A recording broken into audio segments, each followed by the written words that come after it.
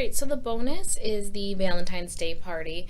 And if you've been a member for a while, you know by now that I do like having parties with the kids.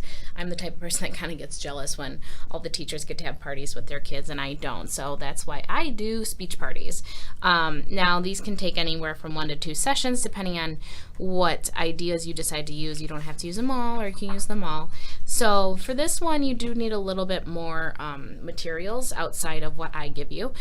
So I use Fruit Loops for both. You can use the Sweetheart Message Candies too, but I use Fruit Loops, the Licorice Pull and Peel. So they have to be the pull and peel because we're making necklaces with them. And then the Articulation or Language List, just so that you can reference those. Sweetheart Heart Message Candies. Now again, you don't have to use those. You can still use the Fruit Loops. It's a cheaper option. Bowls, it's 1 per student, and then Ziploc bags, 1 per student. Now, before therapy, this is how I set up. I put the bowls of Fruit Loops on the table, and I pre-pull the licorice apart because I want to make sure that they stay in one thing, and sometimes those things are hard to keep as one long string. And then I do have a small space in my room, or if you don't have a small space in your room or you work in the hallway, you can use the hallway. You just need a really small space.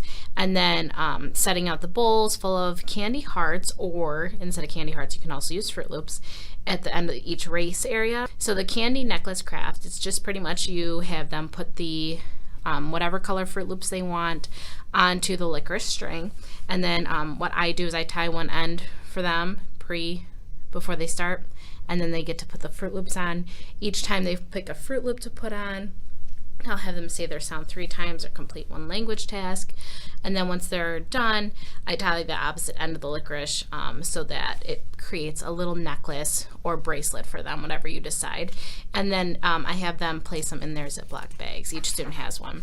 Candy race. This is, again, you can use Fruit Loops or you can use the message hearts, and you have them. So here's my little diagram. You have them stand at the beginning of the race area, which they would each be standing by a Ziploc bag, and then you give them a color to find. So you'll say, okay, find red, and they get to race down to their bowl, find as many red as they can, and after 10 seconds, call time's up, have them come back to the start area. For each color candy or correct one that they grab, they must say their sound 3 times or complete 1 language task. And then if they're correct, they get to put that candy or Fruit Loop in their bag.